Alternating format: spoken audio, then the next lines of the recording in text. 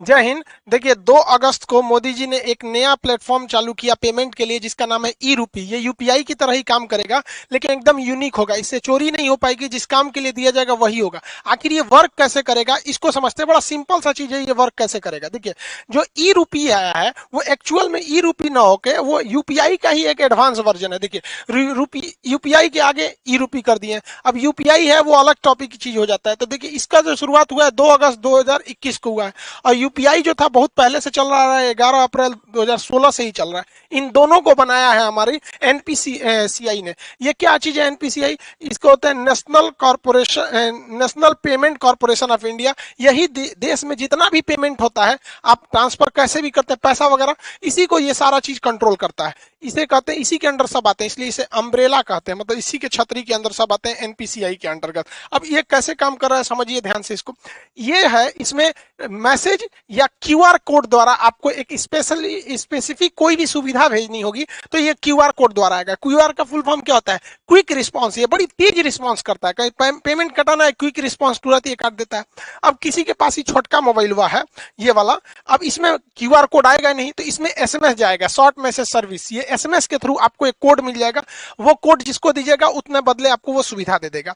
तो ये आता कैसे, अब ये कैसे काम करेगा इसको ध्यान से समझते हैं। जैसे अगर सरकार किसी को कंबल देना चाहती है, तो सरकार के पास पहले यही 2 ही रास्ते थे, या तो उसको कंबल दे या तो उसको पैसे दे। बीच में से पूरा कंबलों गायब हो जाता था, पैसों गायब हो जाता था। किताब देना चाहती है तो भाई कोई भी चीज, या कपड़ा देना चाहता है, खाना देना चाहती है, तो सरकार के पास यही रास्ते हैं। अगर सरकार खाना देगी तो कई तरह से घोटाला, लोग खाने का पैसा मार जाएंगे या खाने की क्वालिटी गिरा देंगे। अभी सरकार ने कहा था मास्क बांटने के लिए 20 रुपया की जगह पे 2 रुपया वाला मास्क बांट दिया था, 50 रुपया मास्क बोला था तो 2 रुपया वाला बांट दिया था। अलग अलग चीज में सरकार पहले देना कुछ चाहती है, वहां तक पहुंच नहीं पाता है। तो इसको ये पूरी तरह से खत्म कर देगा, क्योंकि ये स्पेसिफिक जिस पर्पज के लिए दिया जाएगा आप वही काम यूज ही कर सकते हैं, और जिसे दिया जाएगा वही यूज कर पाएगा। कैसे करेगा इसको समझिए। जैसे मान के चलिए ये एक किसान है भाई साहब, इनको, ये एक पर्सन है, इनको किस यूज के लिए सरकार पैसा देगी? सरकार ने इन्हें 1000 रुपया देना चाहती है कि आप जाके फर्टिलाइजर यूरिया वगैरह खरीद लीजिएगा। तो अगर इनको कैश पैसा दिया जाता तो कोई गारंटी नहीं थी कि वो यूरिया खरीदते कि कुछ और खरीद लेते। तो अब सरकार क्या करेगी, इनके मोबाइल पर 1000 रुपए का एक क्यूआर कोड भेज देगी। अब ये किसान सोचेंगे कि मान के चलिए, सोचा कि एक काम करते हैं, 1000 का यूरिया की जगह पे ना दारू खरीद लेते हैं शराब के दुकान पे। तो इनके मोबाइल पे आया है 1000 का क्यूआर कोड, इनको लगेगा कि भैया कहीं चलेगा। अब ये दारू के दुकान पे जाके कहेंगे कि हमको 1000 का शराब दे दीजिए, तो वो कहेगा क्यूआर कोड दीजिए। तो शराब के दुकान वाला जब क्यूआर कोड को स्कैन करेगा ना, तो उसमें ये इनवैलिड कहेगा। क्यों? क्योंकि इस सब के पीछे खड़ा है एनपीसीआई। एनपीसीआई जो है, इसने शराब वाले को ये वाला क्यूआर कोड का एक जुड़वा भेजा ही नहीं है। मैच करेगा तब ना पेमेंट होगा, इसने भेजा ही नहीं है। इसने किसको भेज रखा है? भारत में जितने भी यूरिया के दुकान वाले हैं उनके पास भेज दिया है यहाँ पर। यानी ये क्यूआर कोड अगर इन्हें यूरिया या फर्टिलाइजर खरीदने के लिए दिया गया है, तो एक ही साथ एनपीसीआई क्या करता है, एक इनके मोबाइल पे भेजता है और एक सिस्टम में अपलोड कर देता है, किसके? फर्टिलाइजर यानी यूरिया वाले के पास। तो यानी ये वाला क्यूआर कोड ये हिंदुस्तान में कहीं भी जाएंगे यूरिया वाले के पास मैच कर जाएगा, बाकी ये किसी को दिखाएंगे मैच नहीं करेगा। तो देखिए, इनको 1000 का यूरिया भी मिल गया, आई चाह के भी इसका दूसरा यूज नहीं कर सकते। जैसे मान के चलिए ये बाबा है, इनको 2000 रुपए का इलाज कराने के लिए सरकार ने पैसा दिया कि भैया आप जाइए 2000 रुपए का इलाज करा लीजिएगा, ये फलाना दवा खरीद लीजिएगा, आपके बुढ़ौती के लिए काम आएगा। इन्होंने सोचा 2000 रुपया का हमारे पास क्या आ गया है, क्यूआर कोड आ गया है।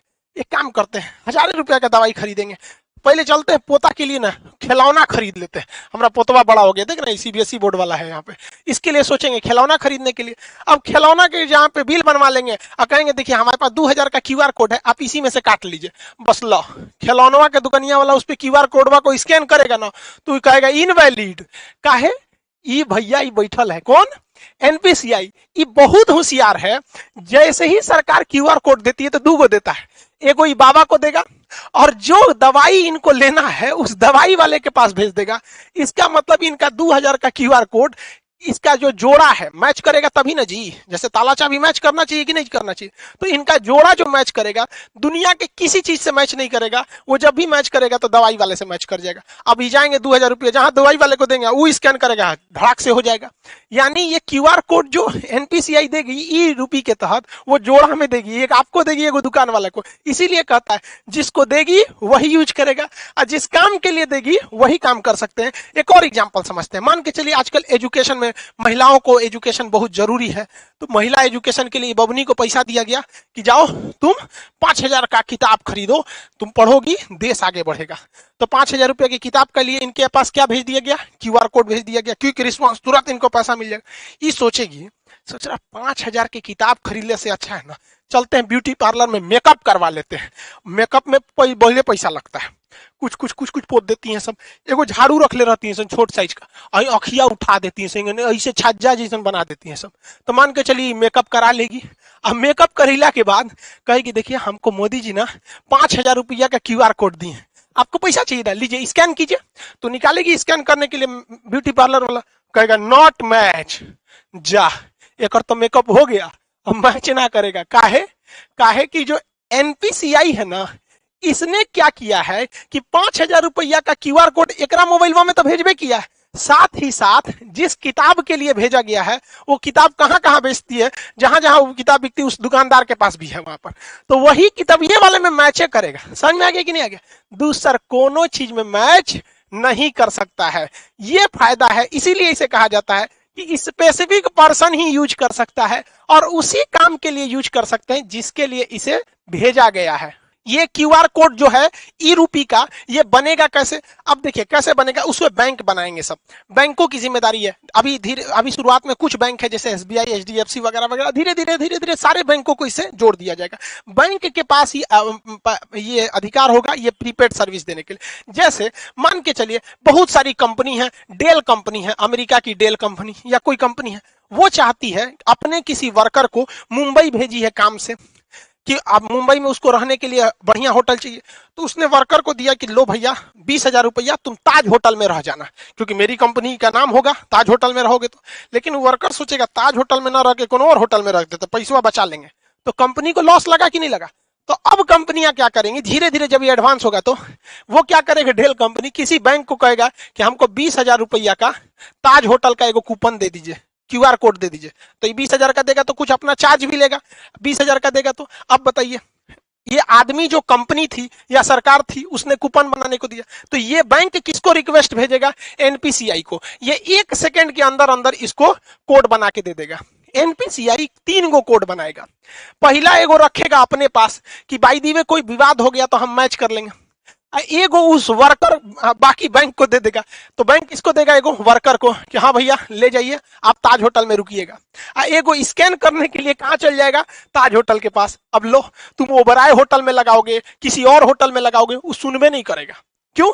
क्योंकि एक जोड़ा उस कर्मचारी के कहां पे था, वाउचर में दिया गया था मोबाइल में स्कैन करने के लिए। एगो किसके पास था, ताज होटल के पास, और एगो किसके पास है, एनपीसीआई के पास, कि बाद में कोई विवाद हो जाए कि ना मैच नहीं कर रहा है और कंपनी का ना ताजे होटल का ही है, मैच क्या नहीं करेगा, तो ये सुलझा सके। समझ में आ गया? इसके अलावे एगो ये अपने पास इसलिए रखता है कि मान के चलिए इसने भेजा और कर्मचारी आया ही नहीं, 1-2 साल तक नहीं आया, तो बाद में वो वाउचर बर्बाद नहीं ना होगा। तो एक फिक्स टाइम के बाद एनपीसीआई कहेगा अरे उसे ताज होटल में जाइए, नहीं रहा है, 2 साल हो गया, एक काम कर जिसका है पैसा वापस कर दे, लो भैया।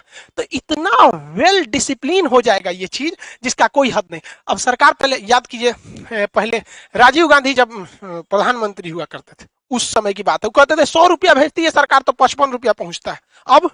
अब बताओ भाई, अब तो इसमें टेक्नोलॉजी का है, 100 रुपया भेजेगी सरकार तो 100 रुपया पहुंचेगा, और जो ने चीज काती भेजेगी वही चीज में पहुंचेगा, क्योंकि उसका जोड़ा 3 गो बनाया है। एगो एनपीसीआई रखा है, एक जिसके लिए आपको भेजा है, दूसरा जहां स्कैन करेंगे वहां पे।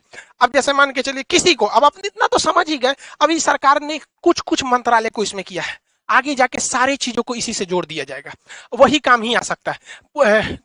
कई ऐसे डिपार्टमेंट है सरकार के जहां सरकार देती है पेट्रोल भरवाने का पैसा कि लीजिए फलाना अधिकारी हैं आप, पेट्रोल भरवा लीजिएगा 10,000 का और दौरा कीजिए गांव गांव में विकास हो रहा है कि नहीं। तो सर अधिकारी क्या करते थे सब, घर में सुतते थे सर, अब पेट्रोलों का पैसा बेच देते थे सर।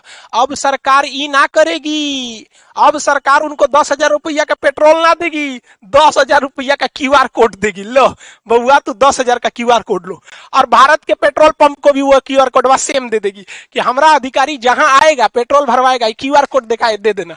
अब अगर वो घरे में बैठल है, कैश पैसा आना नहीं है, टाइम के अंदर खत्म नहीं होगा तो एनपीसीआई वापस पैसा सरकार को भेज देगा। अब लो, तो इसीलिए इसे कहा जाता है कि स्पेसिफिक पर्पज के लिए ही स्पेसिफिक इंसान ही यूज कर पाएगा। तो ये पूरा खेल चल रहा है एनपीसीआई के अंडर में, वो काफी मैच कर रहा है इसको। इसके और भी बहुत सारे फायदे हैं। पहला कि इसके लिए किसी भी तरह के नेट की जरूरत नहीं है, आपको जरूरत नहीं है, जो पैसा काटेगा उसको जरूरत है। अब मेरे पास क्यूआर कोड आ गया है तो हमको क्या जरूरत है नेट कोड का, जो पैसा काटना है जो दुकानदार है उसके पास रहना चाहिए, पर्सन के पास नहीं रहना चाहिए। इसके लिए किसी एप्लीकेशन की जरूरत नहीं है। पहले आप पेमेंट पैसा देते थे यूपीआई के थ्रू या किसी के थ्रू, तो आपको कोई ना कोई, चाहे गूगल पे रखिए, पेटीएम रखिए, भीम रखिए, फोन पे रखिए, अब बड़ी ज्यादा था ससुरा पेमेंट टाइप, तो कोई ना कोई एप्लीकेशन की जरूरत है। ऐसा कोई अभी एप्लीकेशन की जरूरत नहीं है, आपके मोबाइल पे क्यूआर कोड आ जाएगा, रजिस्टर मोबाइल। दूसरा, इसमें किसी भी तरह के रजिस्ट्रेशन की जरूरत नहीं है। अभी क्या है, कोई मोबाइल से करना चाहता है तो फोन पे डाउनलोड कर लेगा, ले ससुरा केवाईसी नहीं है, रजिस्ट्रेशन नहीं है, 20 गो झमेला है, इसमें कोई रजिस्ट्रेशन की जरूरत, कोई लिमिट भी नहीं है, कितना का क्यूआर कोड बनाना है कितना, कोई दिक्कत नहीं है। अभी ये शुरुआती फेज में, आने वाले 4-5 साल बाद ये बहुत ही ज्यादा बढ़ जाएगा। एक वक्त था, आज से 10 साल पहले लोग एटीएम यूज करने नहीं जाते थे। एगो बैंक का एटीएम था ससुरा, कौन बैंक का था, आईसीआईसीआई का था कि एचडीएफसी का, उसमें हम आज से 10-12 साल पहले एटीएम का कड़वा लगाए थे, तो अंदर लेके चल गया था, धक धक करने लगा था, सोचा हमारा कड़वा अंदर ले गया, देगा कि नहीं देगा। लेकिन आज देखिए एटीएम कितना फेमिलियर हो चुका है, तो धीरे धीरे ये भी काफी फेमिलियर हो जाएगा। अब आप समझ गए कि ये स्पेसिफिक काम में ही इसे यूज किया जा सकता है। आने वाले वक्त में सारे लोग अब ऐसे ही करेंगे। जैसे कोरोना में किसी को आपको खाना देना है, तो एक काम कीजिए, आपको मान के चलिए दिल्ली के लोगों को खाना देना है, तो आप क्या कीजिए, 1000 क्यूआर कोड बना लीजिए, और उस क्यूआर कोड का एक कॉपी तो एनपीसीआई के पास रहेगा, आपको दुइये को ना मिलेगा।